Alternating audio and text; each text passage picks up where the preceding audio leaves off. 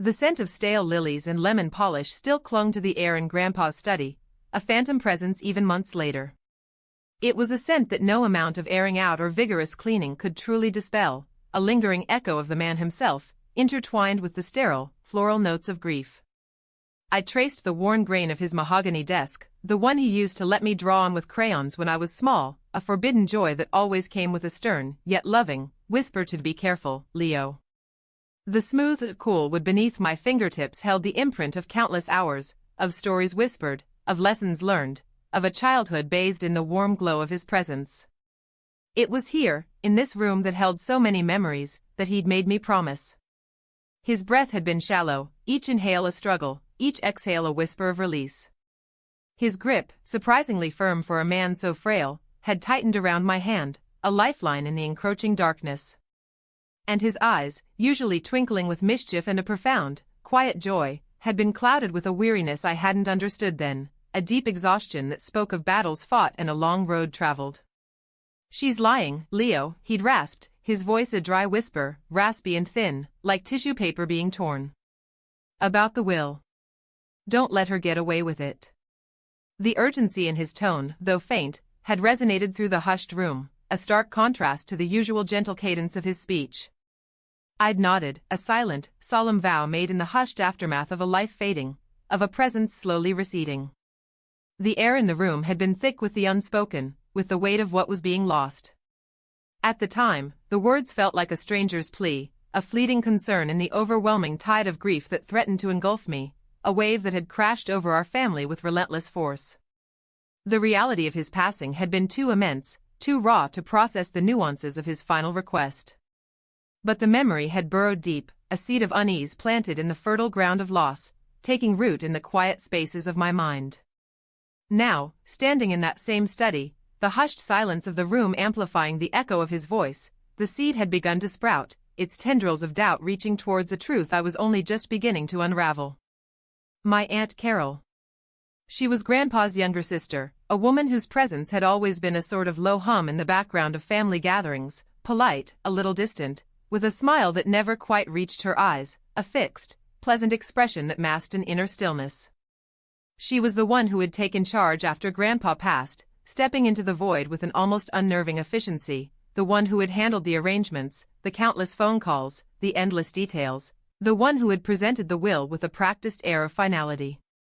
It had seemed straightforward enough, almost anticlimactic, a neat and tidy resolution to a life lived. A few sentimental bequests, tokens of affection to various friends and distant relatives, the house to me, his grandson, the inheritor of his physical space, and the bulk of his savings split between her and my mother, his only daughter. My mother, bless her heart, had been too consumed by her own sorrow, lost in a fog of grief that had rendered her almost insensible, to scrutinize anything. I, on the other hand, felt that prickle of unease, that persistent, almost subliminal discomfort, amplified tenfold by Grandpa's dying words, his whispered plea echoing in the quiet corners of my mind. The will itself was a dry document, a testament to legal precision, full of legalese and dotted lines, a cold, unfeeling contract.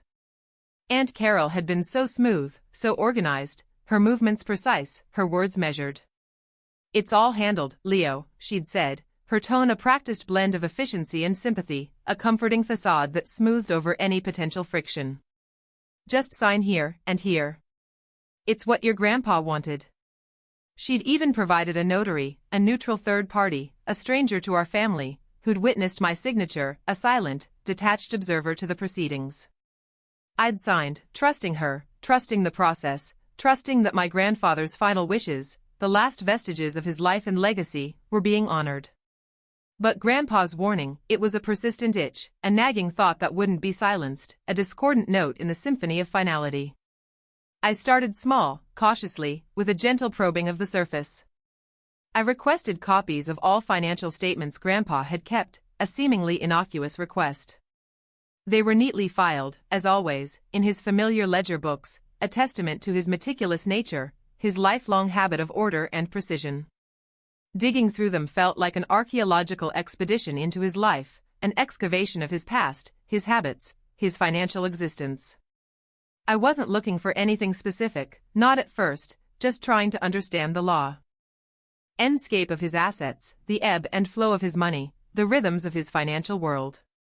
And then I found it, nestled amongst the meticulously organized pages. A series of bank statements, showing regular, substantial withdrawals made in the months leading up to his death, withdrawals that far exceeded any reasonable explanation for personal expenses, for everyday living. There were no large purchases, no new cars, no extravagant gifts, no sudden investments. Just gone. The money had been steadily, deliberately, removed from his accounts. Then I remembered a casual comment Grandpa had made a few years back, something about setting up a small charitable trust. He'd been talking about his love for the local animal shelter, the way he'd always had a soft spot for the abandoned and the forgotten, how he wanted to ensure they had ongoing support, a lasting legacy of kindness. At the time, I'd brushed it off as a passing thought, a fleeting sentiment, a momentary aspiration. But now, it resurfaced, a missing piece of the puzzle, a shard of light illuminating the growing darkness. I contacted the animal shelter, a quiet, unassuming inquiry, a tentative step into the unknown. The director, a kind woman named Brenda, remembered Grandpa instantly. "Oh, yes," she'd said, her voice warm with genuine affection, "he was such a generous soul. He set up a trust for us. It was quite substantial." My heart sank. Substantial. Yet, it wasn't mentioned in the will. And the withdrawn money, where had it gone? The withdrawals were in cash, large denominations, meticulously documented by the bank, the paper trail ending at the teller's window, untraceable after they left the vault, vanished into the anonymity of the street. It was enough to make anyone dizzy, the sheer amount of money, the enormity of the missing funds, the void where his intentions should have been. The implications began to coalesce, forming a disquieting picture. I decided to have a quiet word with my mother, a delicate conversation with a woman still fragile, still lost in the labyrinth of her grief. I broached the subject delicately, focusing on Grandpa's charitable intentions, a gentle prod to jog her memory. "Mom," I began, choosing my words carefully, my voice soft, "did Grandpa ever mention setting up anything for the animal shelter?" She paused, her brow furrowed in thought, a familiar gesture when she was trying to recall something. "The shelter? Well, he did talk about it, he loved those dogs. Always felt sorry for them. But I don't recall anything concrete." She looked at me, a flicker of confusion in her eyes, a slight tilt of her head. "Why do you ask, Leo? Is something wrong?" It was the subtle shift in her demeanor, the almost imperceptible hesitation, the slight guardedness, that told me something. It wasn't outright guilt, not the abject confession of a wrongdoer, but a kind of unearned defensiveness, a subtle tightening of the shoulders, a brief widening of the eyes. A few days later, I paid a visit to my mother's house, a familiar pilgrimage. Aunt Carol was there, of course. She always seemed to be hovering, always present, a constant, if not always welcome, fixture in our family life. They were having tea, a ritualistic afternoon gathering, a quiet exchange of pleasantries. As I entered, the conversation, which had been light and familial, a gentle murmur of shared history, abruptly stopped. Aunt Carol's smile tightened, a barely perceptible stiffening of her facial muscles. "Hello, Leo," she said, her voice a little too bright, a shade too high-pitched, a forced cheerfulness that felt out of place. "Come to join us?" We were just catching up. I sat down, accepting a cup of tea I didn't really want, the porcelain cool against my lips. The atmosphere was thick with unspoken tension, a palpable, suffocating silence that hung heavy in the air between us. I decided to be direct, but not accusatory, to present the facts as I understood them, without preamble or emotional embellishment. "Aunt Carol," I said, my voice steady, calm, unwavering, "I was looking through Grandpa's old papers the other day. I came across some bank statements. There were some pretty large cash withdrawals in the months before he passed. I was wondering if you had any idea where that money might have gone?" Silence. A heavy, suffocating silence descended upon the room, punctuated only by the faint ticking of the grandfather clock in the hall, a relentless march of time. Aunt Carol's teacup rattled slightly as she placed it back on its saucer, her hand trembling almost imperceptibly. My mother looked away, her gaze fixed on the intricate floral pattern of the tablecloth, her fingers tracing the delicate petals as if seeking solace in their permanence. "Oh, that," Aunt Carol finally said, her voice now a low murmur, carefully neutral, a practiced veneer of casualness that didn't quite mask the underlying tension. "Your grandpa was a private man, Leo. He had his ARR. Engagements. Things you wouldn't necessarily need to worry your head about." Her eyes met mine, a flicker of something unreadable in their depths, a fleeting challenge. "But the will doesn't mention it," I pressed, my voice still calm, my gaze steady, unyielding. "And I spoke to Brenda at the animal shelter. Grandpa set up a trust for them. A significant one." The words were spoken softly, but they carried a weight, a silent accusation. Aunt Carol's face, usually so composed, so immaculately put together, flickered. It was a fleeting expression, almost imperceptible, a lightning flash across her features, but I saw it. A flash of something akin to panic, quickly masked, suppressed with practiced skill. My mother stirred uncomfortably in her chair, a small, almost involuntary movement, a subtle shift in her posture that spoke volumes. "The animal shelter?" Aunt Carol said, forcing a laugh that sounded brittle and hollow, devoid of genuine amusement. "Oh, that was just a small thing. A few $100s, perhaps. Your grandpa was sentimental, you know. It wouldn't have changed the will, not in the slightest. But the withdrawals I'd seen were not a few $100s. They were thousands upon thousands, a substantial sum, a fortune in the context of a man of Grandpa's modest means.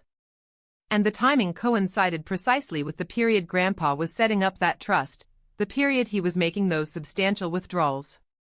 The implication hung in the air, heavy and undeniable, a dark cloud gathering on the horizon. She hadn't told me the truth. She had, in essence, intercepted his final wishes, diverted his legacy, his last act of kindness, for her own gain. I didn't raise my voice. I didn't demand answers, didn't unleash a torrent of accusations. I simply met Aunt Carol's gaze, my expression calm but unwavering, a quiet resolve settling over me.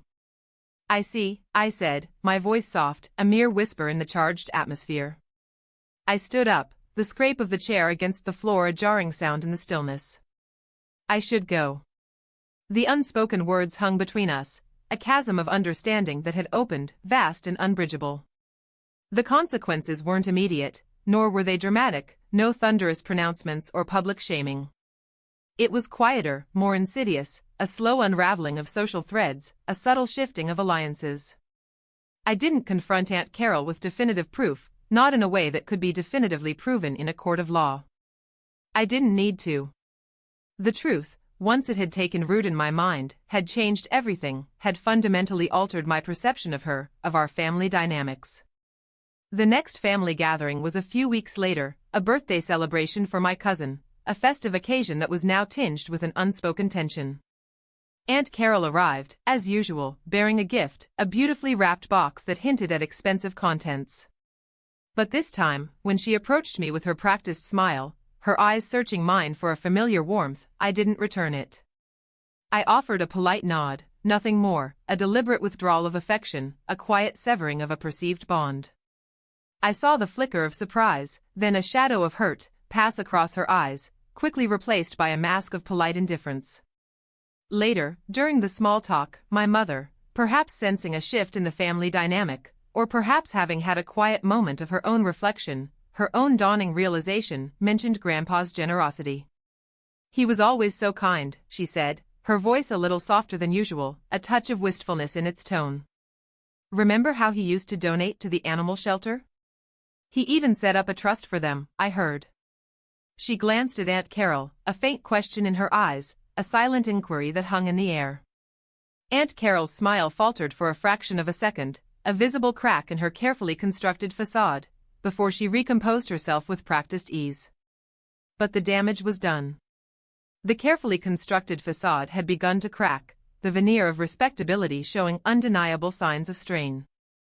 Other family members, hearing my mother's comment and noticing the subtle frost in my demeanor towards Aunt Carol, the deliberate distance I maintained, started to whisper. They saw the avoidance, the quiet coolness that permeated my interactions with her. They saw Aunt Carol's increasingly strained attempts at pleasant conversation with me, the forced laughter, the polite inquiries that felt hollow and insincere. They remembered Grandpa, his kindness, his integrity, his unwavering moral compass. And they remembered his final words to me, the weight of that promise, the unspoken plea for justice. Aunt Carol continued to maintain her outward appearance of respectability, her outward persona of graciousness, but the warmth had gone from her interactions with me, replaced by a brittle politeness, a cool detachment.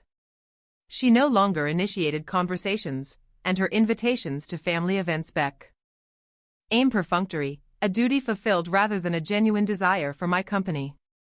It was as if I had become a small, persistent stain on her otherwise immaculate reputation, a reminder of a secret she couldn't quite bury, a shadow that followed her into every gathering. My mother, too, seemed to see her sister differently. The unquestioning faith she had always held in her elder sibling had been replaced by a quiet suspicion, a subtle erosion of trust.